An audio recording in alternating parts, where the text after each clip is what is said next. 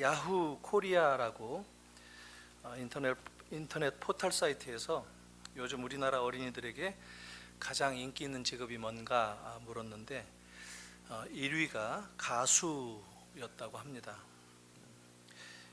이 교육 전문 기관인 에듀모아라고 하는 곳에서 역시 조사한 설문에서 요즘 우리나라 어린이들이 가장 인기 있는 직업 순위 1위가 역시 가수였다라고 합니다.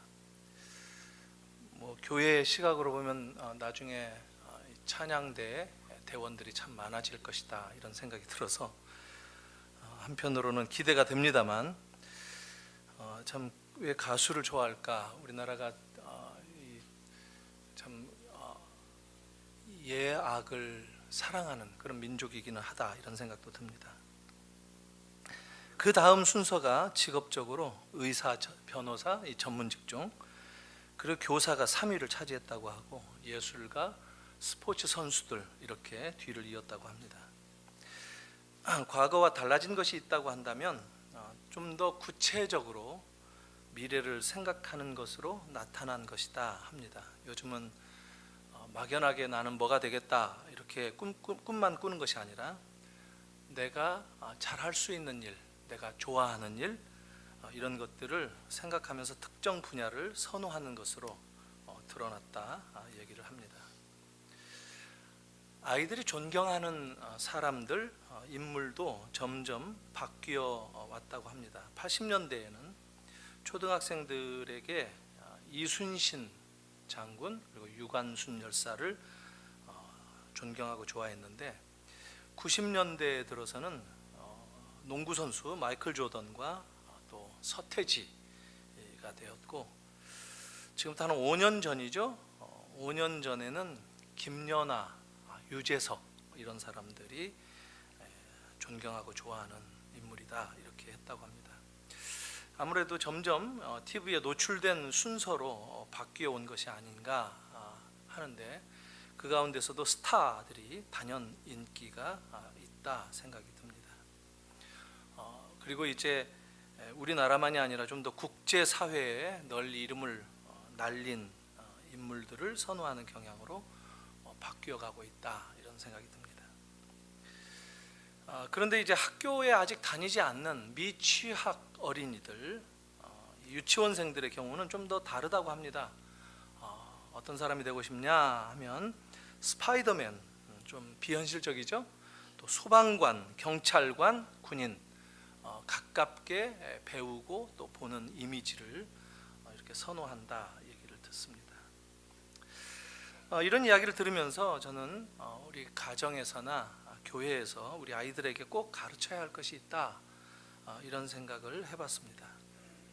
그래서 오늘 말씀에 나오는 그런 물음이기도 합니다. 뭐냐면 하나님께서 나에게 뭘 원하실까 하는 겁니다. 하나님이 원하시고 기뻐하시고 나에게 요구하시는 그런 삶의 모습이 무엇인가 이것을 생각하면서 커야 된다 하는 것이죠. 오늘 이 말씀은 비록 어린이들에게 말한 것은 아니지만 크게 말하면 이스라엘의 자녀들아 이렇게 얘기합니다. The children of Israel 해서 결국은 하나님의 자녀들에게 다 해당되는 얘기인데 이스라엘이 광야 생활을 마치고 가나안 땅에 들어가서 이제 하나님의 백성으로서 하나님의 자녀로서 살아갈 때 바로 어떤 삶을 살아야 할 것인가 그것을 말씀하는 가운데 오늘 하나님이 요구하시는 삶이 있다 이런 것을 하나님이 요구하시니까 이거를 행하면서 살아라 이런 말씀이다 하는 것입니다. 그래서 오늘 저는 이 본문을 통해서 나타난 하나님의 요구하시는 우리의 삶의 모습 우리가 어떤 사람으로 살기를 원하시는가 할 때 한 3가지 압축해서 좀 살펴보려고 합니다. 먼저 첫 번째는 여호와를 경외하라, 하나님을 경외하라 하는 요구입니다. 구약의 다른 성경책인 미가서 6장 8절에서도 이런 질문을 던지고 대답을 합니다. 여호와께서 내게 구하시는 것은 오직 정의를 행하며 인자를 사랑하며 겸손하게 네 하나님과 함께 행하는 것이 아니냐, 이렇게 묻고 답합니다. 여기서 물론 행한다라는 말, 오늘 이 말씀도 마찬가지입니다. 내 하나님 여호와께서 네게 요구하시는 것이 무엇이냐? 곧 내 하나님 여호와를 경외하여 그의 모든 도를 행하고, 이렇게 나옵니다. 도라는 것은 말씀이죠. 하나님의 가르침을 행하라 하는 거죠. 행한다라는 말은 그냥 걷는다라는 말 뜻입니다. 원문은 걷는다, walk한다. 그리고 걷는다는 말은 보통 살라 하는 얘기입니다. live, 우리가 생활한다 하는 뜻입니다. 하나님과 함께 하나님 말씀대로 살아라 하는 그런 뜻입니다. 사실 이미 모세는 이스라엘에게 하나님의 신실하심을 기억해야 된다라고 가르쳤죠. 하나님께서 그들에게 행하셨던 놀라운 일들, 구원의 역사를 잊지 말라, 이렇게 가르쳤습니다. 그들이 종살이 하던 이집트에서의 삶을 잊지 말아라. 홍해를 가르고 기적적으로 구원하셨던 하나님의 능력을, 위대한 구원을 잊지 말아라. 이렇게 반복적으로 거듭 얘기하고 있습니다. 지난 40년 동안 그 긴 세월 광야에서 하나님이 어떻게 먹이시고 입히셨는가 하는 것을 잊지 말아라. 계속 가르쳐 주었습니다. 심지어 하나님은 이스라엘이 연약할 때에도, 실패하고 또 하나님을 등지고 떠나갈 때조차도, 하나님께 불신앙으로 불순종할 때조차도 하나님은 계속 기다려 주셨고 은혜 베푸셨고 그들에게 복 주시기를 기뻐하셨다, 이렇게 가르치고 있습니다. 하나님은 모세를 통해서 이스라엘에게 말씀 주셨죠. 또 율법을 주셨습니다. 양식도 주셨고 또 물도 주셨고, 그들을 그 광야와 같은 그 험한 길을 보호하시며 인도하셨고, 때때마다 전쟁에서도 이기게 하시고 구원을 베푸셨다 하는 것을 강조합니다. 그러니까 이제 앞으로 이스라엘이 가나안 땅에 들어가서도 이 하나님을 기억하고 이 하나님을 경외하며 이 하나님을 사랑하며 순종하며 살 것을 하나님은 요구하신다 하는 겁니다. 하나님의 요구는 그것이다 라는 겁니다. 여호와를 경외하라 하는 겁니다.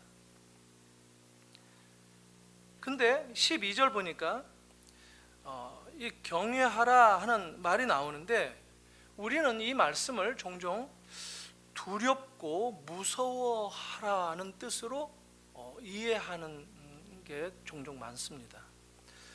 물론 영어로 말하면 이 경외라는 말이 이 fearing, 두려워함, 이런 것이기도 합니다. 근데 그건 엄밀하게 말하면 틀린 것이고 잘못됐다는 겁니다. 마치 무서운 영화를 보는 것처럼 하나님을 무섭게 여기라고 하는 것으로 이해하는 것은 잘못된 것이라는 겁니다. 하나님은 전혀 다른 맥락에서 경외하라 하는 것을 가르치십니다. 우리들은 이 여호와를 경외하라 하는 것을 하나님을 무서워서 좀 이렇게 덜덜 떨면서, 또 뭔가 이 어떤 테러 의식을 갖는, 뭔가 잘못하면 한 방 맞는다는 이런 심판, 또 벌을 받는다, 이런 생각을 앞세워서 하나님을 생각하는 경향들이 있어서 여호와를 경외하는 것을 좀 두렵고 무서워하는 이런 것으로 생각한다는 것이죠.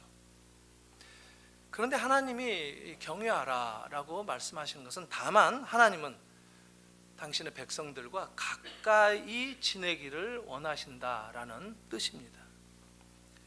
하나님은 이스라엘 백성들에게 겁주시거나 윽박지르려는 의도가 전혀 없고 오히려 백성들을 사랑하신다. 그래서 경외하라, 이렇게 말씀을 하신다는 겁니다. 근데 왜 그렇게 무섭고 두려움을 가지고 벌 받을 것을 가지고 하나님을 이해할까 생각해 보니까 세상이 하나님을 그런 관점을 가지고 바라본다 하는 겁니다.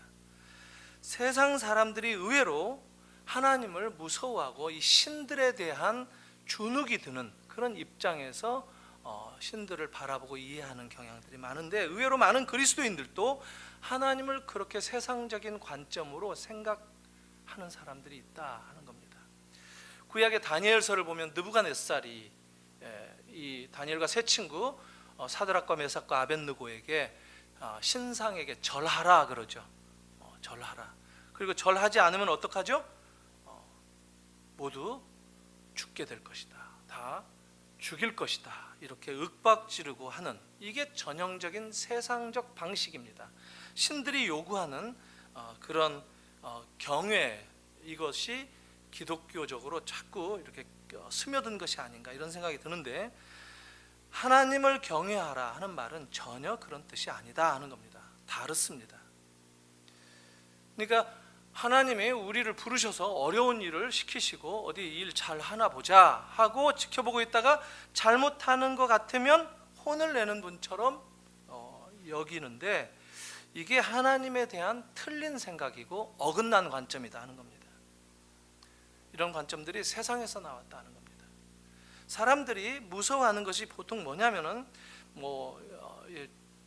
큰 병이라든가 또 재정적인 아주 심각한 어려운 상태, 파산하는 거, 또 전쟁의 위협이라든가 가족들의 안전, 이런 것들을 두려워합니다. 그래서 그런 것이 우리들의 기도의 제목들이 될 때가 많이 있죠.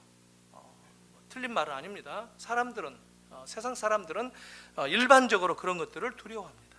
또 더 덧붙이면 사람들에게 거절당할까 봐 두려워하고, 심리적으로 또 홀로 남게 될까 봐, 혼자가 될까 봐 외로움을 두려워하고, 또 죽음 앞에 두려움을 갖습니다.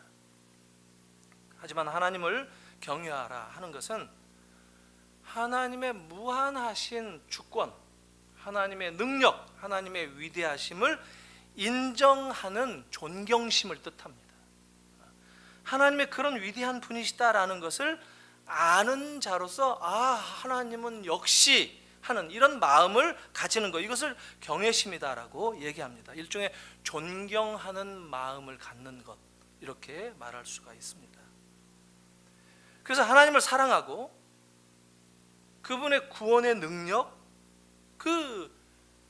우리의 연약함과 실수와 불순종에게도 불구하고 너그러움과 끊임없이 자비로움을 베푸시는 하나님의 그 긍휼이 무한하신 그 위대하심을 우리들이 존경하는 그런 마음, 이것이 여호와를 경외하는 것이다 라는 겁니다. 19세기에 유명한 이 스코틀랜드의 목사였는데, 오스왈드 챔버스라고 하는 사람이 아주 이 하나님의 경외심과 더불어서 주목할 만한 사실이 있는데, 이렇게 얘기를 했습니다. 우리가 하나님을 경외할 때 다른 어떤 것도 무서워할 게 없게 된다. 반대로 우리가 하나님을 경외하지 않을 때에는 다른 모든 것들이 두려움의 대상이 된다, 이런 얘기를 했습니다. 여호와를 경외하는 것이 우리들의 삶에 지극히 안전을 보장해주는 하나님의 약속이다라는 겁니다. 잠언도 그렇지 않습니까? 여호와를 경외하는 것이 모든 지식의 근본이다라고 얘기합니다. 모든 것의 출발점이다라는 겁니다. 인생의 첫 발걸음을 떼는 그 근거가 경외심이다라는 겁니다. 사실 성경에는 하나님을 경외하라 하는 말이 100번도 넘게 나옵니다. 그리고 이 경외하는 것이 믿음과 순종의 가장 적극적인 표현이다라고 얘기합니다. 가장 적극적인 수단과 방법이다라고 얘기를 합니다. 성경에서 하나님을 경외한 인물 중에 가장 대표적인 인물이 아브라함일 겁니다. 아브라함이 하나님께서 친구라고 여길 만큼 가까운 관계를 유지한 인물인데, 하나밖에 없는 그 아들을 하나님께 드리는 순종을 결심한 이후부터 이 얘기를 들었습니다. 하나밖에 없는 아들을 하나님께 드리겠다라고 이삭을 바치려는 순간 하나님의 천사가 그를 막으면서 이렇게 얘기를 했죠. 이제 나는 네가 하나님을 경외하는 줄을 알겠다. 경외하면 제대로 된 순종을 한다 하는 겁니다.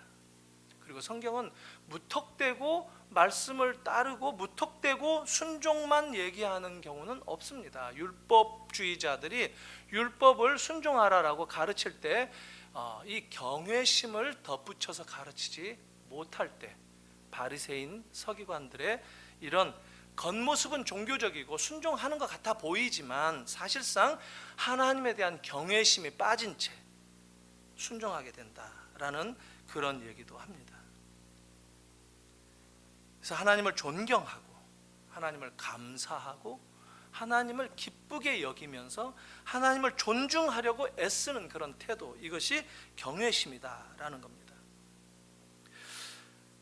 이어서 이 경외에 대한 다른 그 가르침으로 같은 12절에 나오는데 주 너의 하나님을 사랑하라 이렇게 얘기합니다.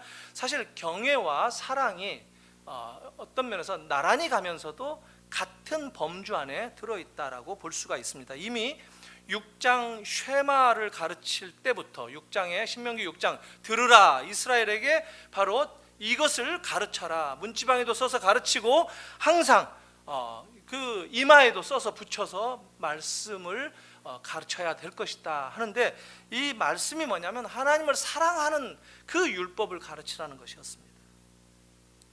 그래서 이제까지 강조해왔던 그 연장선상에서 하나님을 사랑하라 라고 얘기하는데 온 마음을 다해 뜻을 다해 힘을 다해 하나님을 사랑하라 라고 가르칩니다. 하나님은 백성들과 이렇게 사랑의 관계를 원하십니다. 하나님은 자기 백성들을 사랑의 대상으로 삼으신다는 겁니다. 하나님을 사랑하라 하는 이 요구를 딱 성경적으로 정의하기는 쉽지는 않습니다. 그렇지만 여러 유형이 있고 여러 모델들이 나오기 때문에 그래 가장 근접된 것이 뭐냐면 어린 아이들이 어떻게 부모를 의지하고 또 부모가 어떻게 자녀들을 사랑하는가 하는 그 선으로 이해할 수 있을 것입니다.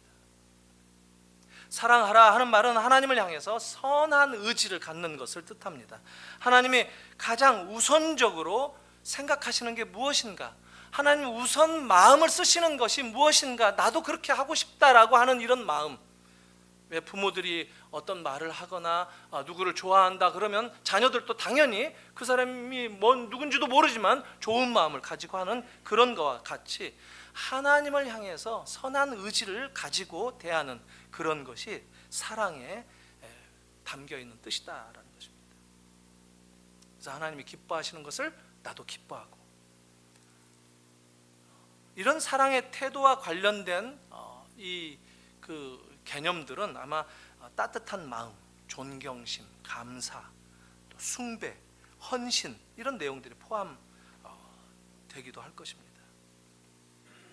사랑은 우리들이 종종 오해할 때도 있지만 감정 느끼는 것 이상입니다. 사랑은 뭔가를 행동으로 옮기는 그 동기, 이것을 얘기합니다. 성경이 말하는 사랑은 하나님의 백성이 하나님의 말씀을 순종하게 만드는 근본적인 동기, 그리고 순종하게 만드는 힘, 이것을 사랑이라고 얘기합니다. 그리고 이스라엘은 항상 하나님을 사랑해야 할 것을 교육받았습니다.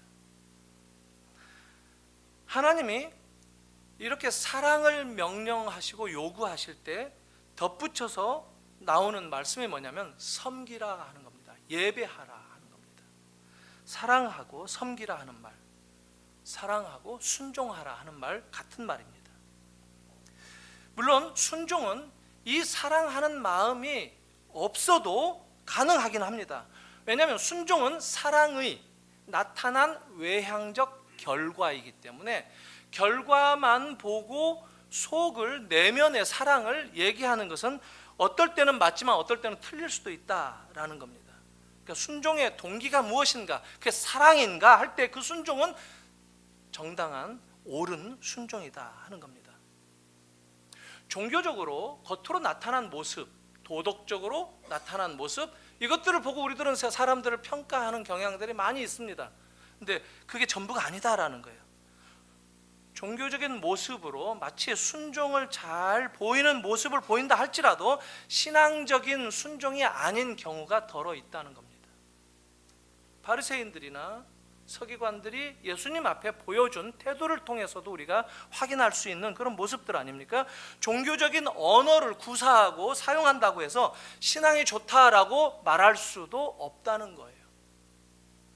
그 전제, 그 뿌리에 있는 것, 바로 하나님의 사랑, 하나님을 경외하는 마음, 이게 동기가 되어서 순종의 모습, 이렇게 종교적인 언어와 습관이 나타나는가 하는 것이 연결이 되어야만 올바른 모습이다 하는 겁니다. 교회에서는 종종 겉으로 드러난 종교적인 모습, 또 도덕적인 그런 삶을 추구하도록 가르치는 경향이 있습니다. 틀린 것은 아닙니다. 그래야죠. 도덕적이어야 되죠.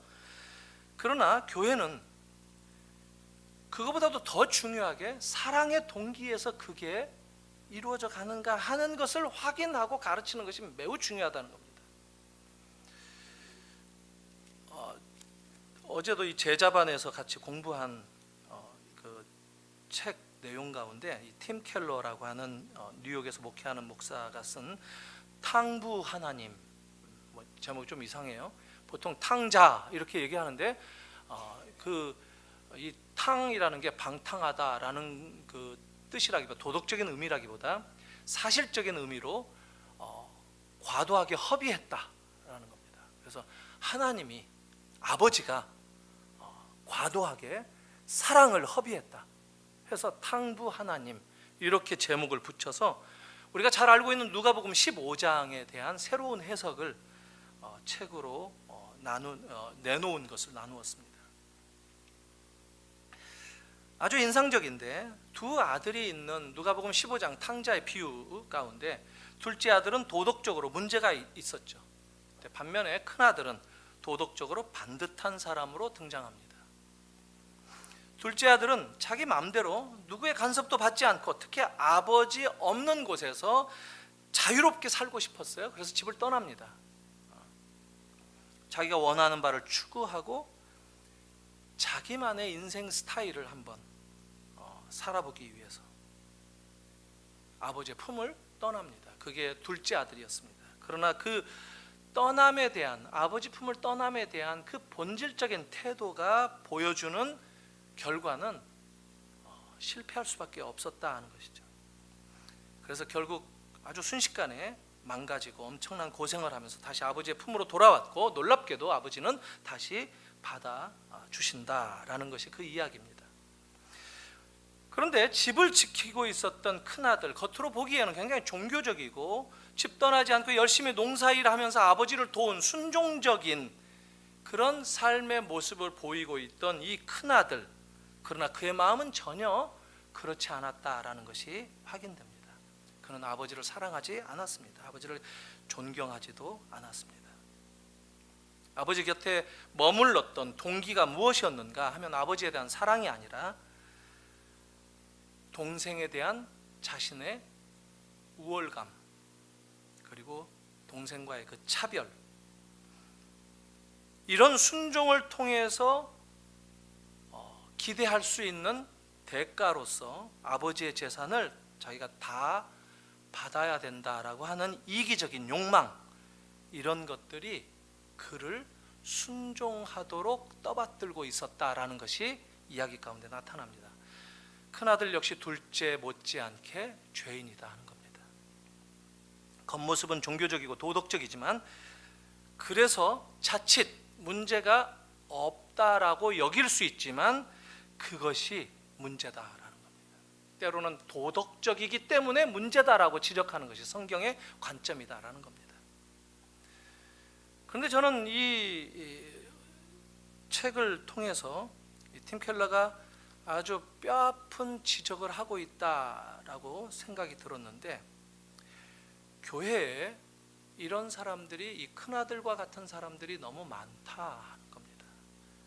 그리고 교회가 이 큰아들을 만들어내는데 의외로 관심이 많았다라는 겁니다. 하나님을 사랑하고 복음의 원리에 따라 살라고 가르치기보다 겉만 번지르하는 그런 신앙인으로 살아도 아무 문제 없는 그런 것을 교회가 만들었다라고 반성을 합니다. 교회는 아버지를 사랑하라고, 경외해야 된다고 가르쳐야 되는데 그냥 아버지 집에 머물기만 하면 율법을 지키는 것으로 받아들이고, 그래서 바리새인과 서기관들이 의외로 많아졌다라는 겁니다. 그래서 교회는 언제나 소외되고 부도덕한 둘째 아들보다 종교적으로 반듯해 보이는, 겉으로 도덕적으로 반듯해 보이는 이기적인 큰아들이 되라고 가르쳐온 경향이 많다라고 얘기를 합니다. 사랑하는 성도 여러분, 우리 교회는 하나님을 경외하고 하나님을 사랑해야 되는 그 근본부터 가르쳐야 되는 것을 우리가 잊지 말아야 됩니다. 그거에 기초되지 않는 그런 순종은 헛것이다 라고 하는 것을 우리가 알아야 된다는 것이죠. 우리는 이 사랑을 우리들의 삶의 내면의 동기로 받아들이지 않고 의외로 사랑을 다른 사람을 평가하는 잣대로 써먹는 경우가 의외로 많습니다. 저 사람은 사랑이 없다느니, 우리 교회는 뭐 사랑이 없어서 어떻다느니. 그런데 성경은 뭐라고 얘기하냐면 네가 사랑하라 라고 얘기합니다. 바로 너가 사랑하라, 하나님을 사랑하고 이웃을 내 몸과 같이 사랑하라, 이렇게 얘기를 합니다. 네 마음을 다해서 하나님을 사랑하라 라고 얘기합니다. 사랑은 감정이 아니고 사랑은 자기가 경험하는 그 경험을 뛰어넘는다라는 겁니다. 종교적인 표현이 아니라 우리 내면의 삶의 동기다라는 거예요. 우리가 삶을 살아가는데 삶을 살아가도록 만들어내는 연료, 힘이다라는 것을 성경은 얘기합니다. 하나님 사랑을 말하지 않고 내가 경험한 사랑, 내가 이해한 사랑을 얘기하는 것이 문제다라는 겁니다. 그게 보통 자기 연민일 경우가 많다는 것이죠. 자기 이기심, 그리고 조건과 대가를 바라는 그런 등식에서 사랑을 얘기하는 것, 그것은 성경은 죄다라고 얘기합니다. 세상이 그렇게 생각한다는 거예요. 세상적인 관점이다라는 것인데 그걸 뛰어넘으라. 그래서 성경적인 관점을 가지라고 끊임없이 성경은 얘기합니다. 기독교 신앙의 핵심이 바로 그겁니다. 하나님을 경외하고 하나님을 사랑하고 그분의 말씀을 순종하라 하는 요구를 받고 있는데 그걸 믿음으로 붙드는 것, 이게 기독교 신앙의 핵심입니다. 하나님을 기뻐하고 즐거워하고 그분을 존경하고 감사하지 않고 가능하지 않은 얘기입니다. 부모님을 감사한 것이 어느 때죠? 무엇이죠? 왜 부모님을 감사하죠? 부모님이 계신 것 자체가 감사 아닙니까? 부모님의 존재가 곧 감사 아닙니까? 근데 철없는 어린 아이들은 부모님을 감사하고 사랑할 때 부모님의 손에 뭐가 들려있는가를 본다는 거예요. 근데 계속 철들었어도 그것을 기대한다는 것은 잘못된 것이다라는 것이죠. 하나님은 우리를 사랑하셔서 우리에게 복 주시기를 기뻐하시고 항상 어떤 상황에서나 내 편을 들어주시기를 기뻐하시는 분이시다라는 것을 우리가 믿음으로 봐야 된다는 거예요. 우리를 편들어 주시고 우리에게 복 주시는 이유가 무엇입니까? 하나님이 우리를 사랑하시기 때문에. 오늘 말씀도 나오지만 외모로 사람을 취하지 않기 때문에. 하나님의 사랑은 그 자체가 스스로의 동기를 가지고 있고 어떤 조건부가 아니다라는 것을 얘기합니다. 우리를 사랑하셔서 뭔가 어떤 이익을 보시려고 그러시는 것이 아니라 그냥 우리 잘 되라고 사랑하신다는 거예요. 종종 우리가 신앙생활하면서 헤어나오지 못하는 그런 딜레마에 빠질 때가 있어요. 기도할 때 한 번씩 나타납니다. 하나님이 나를 필요해서 부르셨다라고 생각을 합니다. 그래서 기도할 때 이것만 해주신다면 나도 뭐든지 다 해드리겠습니다, 이런 얘기를 할 때가 종종 있어요. 하나님께 흥정하려 드는 경우가 있다는 겁니다. 아니면 제가 이걸 해드릴 테니까 하나님은 저에게 이렇게 해주십시오. 마치 상업적인 거래를 하듯이 하나님께 덤비는, 이건 바람직하지 않다는 거. 바람직하지 않는 게 아니라, 이게 유치원, 이 어린 애들이 그렇게 하는 것은 참 귀엽고 그러면서 배워라, 세상을 알아가라 라고 하는 것이지만, 철들어서 사춘기 넘었는데 그런 식으로 얘기하고 하면 이놈이 네 가지가 없네, 이렇게 얘기한다는 것이죠. 그런 식으로 만나면, 그런 식으로 하나님께 기도하면, 언제나 그런 식으로 하나님과 관계를 맺으려고만 한다면 영적인 성숙은 어렵습니다. 하나님께서 우리에게 요구하시는 것은 다른 거 아닙니다. 우리가 하나님을 경외하고 사랑하고 순종할 것을 원하십니다. 그리고 그분은 충분히 그럴 만한 분이시다라고 거듭거듭 강조합니다. 우리를 구원하셨고 우리의 모든 필요를 채워주셨을 뿐만 아니라 우리의 삶을 매일매일 인도하시는 분, 우리의 삶을 보호하시는 분이시다라는 겁니다. 그리고 우리가 잘 되라고, 우리가 행복해지라고 원하시고 언제나 우리 편에 서시는 분이시다라는 것, 이것 때문에 우리가 그분을 경외하고 사랑하고 순종하는 것이 마땅하다. 성경은 그렇게 얘기합니다. 하나님은 우리가 실패해도, 심지어 우리가 불순종할지라도 우리를 다시 받아주십니다. 하나님은 둘째 아들만 사랑하시지 않았습니다. 이야기 속에서 누가복음 15장에서 큰아들 역시 아버지가 잔치를 둘째 아들을 위해서 베푼다고 하니까 신경질을 내면서, 내가 요즘 식대로 제가 말을 살짝 바꿔보면 내가 이놈의 집구석 다시는 안 들어간다 하고 발을 문턱 안에 집어넣기를 거절했습니다. 그런데 아버지는 역시 그 큰아들도 사랑하셨습니다. 둘 다 죄인이지만 둘 다 하나님의 사랑 가운데 있었다라는 것을 우리가 놓쳐서는 안 된다는 겁니다. 오늘 말씀 다시 돌아오면 16절 이하에 마음의 할례를 받고 목을 곧게 하지 말라고 하십니다. 그리고 17절에는 주님은 사람을 외모로 보시지 않는다고, 그래서 뇌물을 받지 않으신다고, 고아와 과부를 위해서 정의를 행하시고 나그네를 사랑하신다고, 우리들도 그렇게 살라고 명하십니다.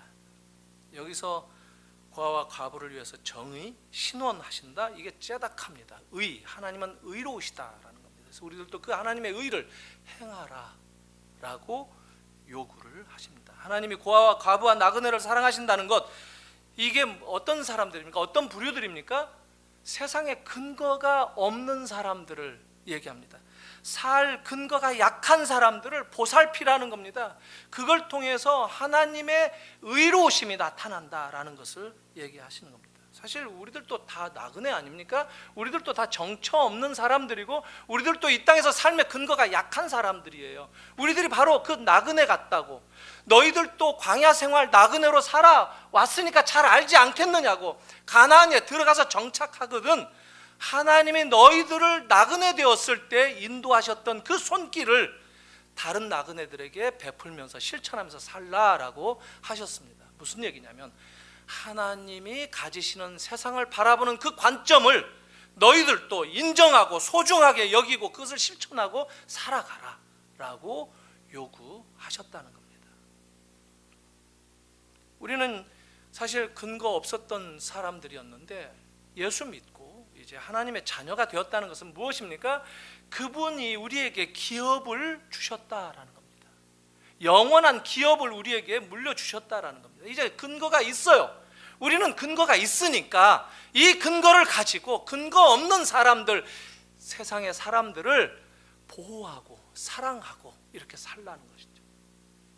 죄인이라고 차별하고 잘라내고 이러는 것이 아니라 그들을 품고 기다리고 하나님처럼 그런 마음으로 살아가라, 이렇게 얘기합니다. 어떻게 근거를 가졌습니까? 하나님이 우리에게 복 주셨기 때문이다 라고 성경은 얘기합니다. 그것을 우리가 안다면 우리들도 그렇게 살 수 있다는 것이죠. 사랑하는 성도 여러분, 하나님이 오늘 우리들에게 요구하시는 삶이 뭐냐 하면 하나님을 경외하라고 합니다. 그 하나님을 사랑하라고 합니다. 그리고 그 하나님의 관점으로 말씀을 순종하라, 이렇게 얘기를 합니다. 그리고 마음의 할례를 받으라, 목을 곧게 하지 마라. 이 말씀 우리가 짐작만 해도 알겠죠? 마음으로부터 항복을 하라는 거예요. 꺼죽만 항복하지 말고, 신용만 하지 말고, 마음으로 깊이 하나님 앞에 두 손 들고 나오라는 거예요. 그리고 겸손해지라라는 거예요. 교만을 내려놓고 내 힘으로 사는 줄 알았는데 알고 보니까 하나님이 도와주셔서, 하나님이 은혜 주셔서 사는구나. 내가 결정하고 내가 할 수 있다라고 여겨왔던 그 많은 것들을 알고 보니까 하나님이 함께 하셨구나. 그렇지 않았으면 이렇게 이 자리에까지 못 왔겠구나 하는 것을 인정하라 하는 것이 목을 더 이상 곧게 하지 말라라는 겁니다. 주님의 인도하심과 보호가 없었다면 한순간도 살 수 없는 우리의 존재를 하나님 앞에 인정하고 고백하라는 겁니다. 그게 겸손한 삶입니다. 그 때문에 하나님이 우리를 부르셨다는 거예요. 근데 이스라엘은 항상 하나님께 거꾸로 요구하는 게 많았죠. 상거래 하듯이 하나님을 찾았습니다. 이거 해주시면 나도 이거 해드리겠다. 그러면서 은근히 개인적인 욕심을 채우는 거죠. 자기가 하고 싶은 대로 하나님이 들어달라는 거 아닙니까? 하나님이 자기의 왕이 아니라 오히려 자기가 하나님을 거느리고 하나님은 종으로 삼는, 이게 그렇게 생각은 안 한다고 하는데 하는 짓은 그렇게 살아가는 경향들이 의외로 많다는 거예요. 하나님의 사랑을, 은혜를, 그분의 인애하심을, 그분의 자비와 긍휼을 우리가 깨닫는다면 그럴 수 없다라는 것이 성경의 이야기입니다. 세상의 방식대로 하나님을 상대하지 말라 하는 겁니다. 세상의 방식은 뭐죠? 다른 사람을 뭔가 좀 이렇게 꺾고 넘어뜨리고 이렇게 망가뜨려야 내가 살고 내가 빛을 본다라고 하는 것 아닙니까? 그게 탐심이고 그게 우상숭배다라는 겁니다. 그게 목이 곧은 태도다라고 얘기합니다. 그런데 하나님은 오늘 우리에게 당신이 보여주신 대로 고아와 과부를 신원하신 것처럼 너희도 또 고아와 과부를 보살피라라고 합니다. 나그네를 대접하라라고 합니다. 이 말씀의 내용이 뭐냐면 하나님은 이렇게 이 사람들의 공통점이 뭐예요? 쓸만한 사람들이 아니에요. 뭘 이렇게 잘해주면 뭐가 나오는 사람들이 아니에요. 대가가 있는 사람들이 아니에요. 그냥 일방적으로 사랑을 베풀고 내 은혜를 그들에게 넘치도록 이렇게 전하는 것밖에 없어요. 하나님이 그러셨으니까 우리들도 그렇게 하라는 거예요. 하나님은 우리 자신들이 쓸만한 구석이 있었기 때문에 사랑하셨다고 말씀하시지 않는다는 거예요. 하나님은 그런 분이 아니시다라는 거예요. 하나님은 뭐가 많이 모자라신 분이셔서 밖으로부터 뭔가를 채우셔야 되는 그런 분이 아니라는 거예요. 하나님은 이미 충만하신 분이시다라는 거예요. 자족하시는 분이라는 거예요, 스스로. 그래서 넘치는 사랑을 흘려서 우리에게 보내듯이 우리를 사랑하셨다라고 얘기합니다. 스스로 넘치시는 분이시다라는 거예요. 다 가지셨기 때문에. 그래서 사랑과 자비와 긍휼을 우리에게 흘려 보내시는 분이시다라고 얘기를 하는 거예요. 이미 오늘 말씀 그렇게 나오지 않습니까? 하늘과 모든 하늘의 하늘과 땅과 그 위에 만물은 다 네 하나님 여호와께 속한 것이다라는 거예요. 모든 게 하나님의 것이다라는 것이죠. 하나님은 모든 것의 근원이다라는 거예요. 만복의 근원 하나님이시다라는 거예요. 하나님만 영원한 진리가 나오실 수 있는, 그리고 우리를 사랑하시고 우리에게 복 주실 수 있는 분이시다라고 성경은 얘기한다는 거예요. 끝으로 한 가지만 더 생각을 해보겠습니다. 지금 이스라엘은 광야 생활을 끝내는 시점에서 이 말씀을 듣고 있습니다. 가나안에 들어가서 하나님이 이것을 요구하시니까 이것을 행하도록 하라라는 말씀을 듣습니다. 그런데 사실 이 말씀은 옛날에도 들었던 얘기입니다. 그런데 그것을 실패했던 겁니다. 여호와를 경외하고 사랑하고 순종하라. 하나님을 경외하는데 실패했습니다. 믿음으로 붙들어야 되는데 믿음이 흔들렸고 놓아버렸습니다. 그리고 하나님을 사랑하는 대신 자기들을 더 스스로를 사랑하느라고 하나님을 사랑하는 데 실패했습니다. 그래서 순종이 아니라 불순종으로 일관했던 것이 그들의 과거의 삶이었습니다. 가장 대표적으로 그들이 광야 생활 40년을 살았던 그 근본적인 이유가 가데스 바네아에서의 12 정탐꾼의 보고를 두 갈래로 듣고 10명의 거짓된 보고를 듣고 반역을 일으킨 결과 40년 광야 생활로 길어지게 된 것이 바로 그들의 형편이었다. 그리고 지금은 이제 그 광야 생활마저도 하나님이 끝내주시고 하나님의 은혜로 가나안에 들어가는 것을 앞두고 이 말씀을 다시 받고 있다라는 겁니다. 그런데 12 정탐꾼을 우리가 빨리 넘어가거나 쉽게 간과하거나 해서는 안 된다는 생각이 듭니다. 2명의 정탐꾼은 우리가 잘 알고 있죠. 여호수아, 갈렙, 믿음의 보고를 했습니다. 하나님의 관점에서 얘기를 했습니다. 하나님이 능히 우리를 이기게 하실 것이다. 그 땅을 우리에게 주신 대로 약속대로 우리를 인도하실 것이다. 이렇게 보고를 했습니다. 그런데 10명의 정탐꾼은 거짓된 보고를 좀 과장해서 했습니다. 세상의 관점을 드러냈습니다. 우리는 열세다. 우리는 부족하다. 우리는 힘이 없다. 싸우면 100이면 100 패한다.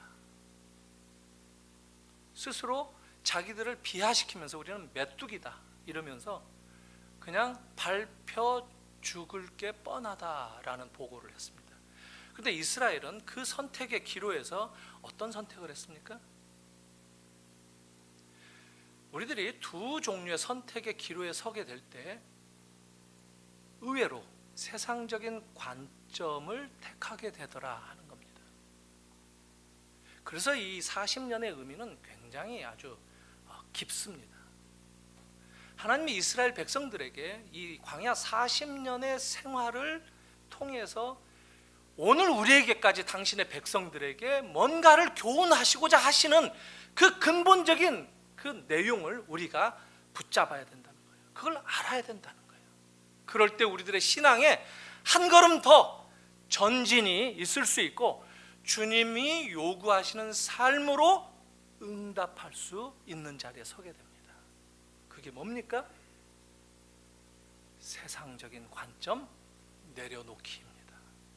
주님을 더 신뢰하고 그러기 위해서는 약속을 붙잡아야 됩니다. 쉽지 않습니다. 어려울 수 있습니다. 또 실패할 수 있습니다. 그러나 주님이 함께 하신다면 우리는 약합니다. 우리는 가진 게 없습니다.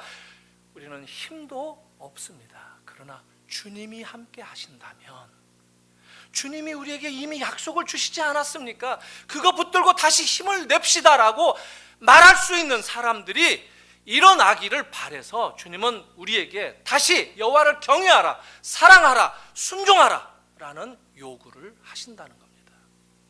사랑하는 성도 여러분, 이 요구 앞에 이제 우리가 응답할 차례입니다.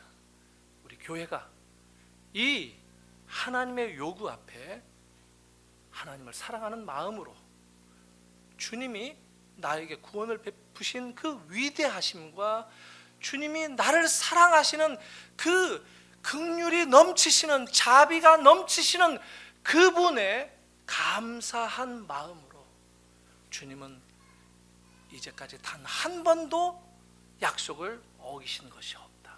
우리는 약하지만 주님이 약한 것은 아니다 라고 이야기할 사람들이 이곳저곳에서 나타나야 되기를 주님이 바라시고 기뻐하시고 여러분들에게 요구하신다는 것, 이것 확인하고 돌아가시는 여러분 되시기를 주님의 이름으로 축복합니다. 같이 기도하겠습니다.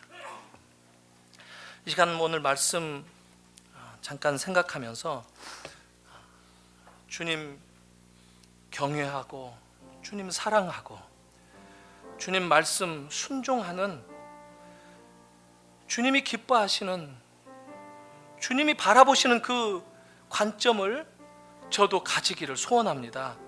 은혜 주시고 자비 주셔서 다시 제 마음을 주님 긍휼하심으로 넘치도록 채워주셔서 고아와 과부를, 나그네를 돕고 보살피며 살아가시는 그 주님 닮아서 나도 이 땅을 주님 흉내내며 살아갈 수 있도록 주님 이제 다시 결단합니다. 주님 다시 약속하겠습니다. 저는 약하고 저는 힘이 없지만 주님 강하신 분이시기 때문에, 주님 위대하신 분이시기 때문에 주님이 하라 하신 그 말씀 듣고 믿음으로 나아가겠습니다.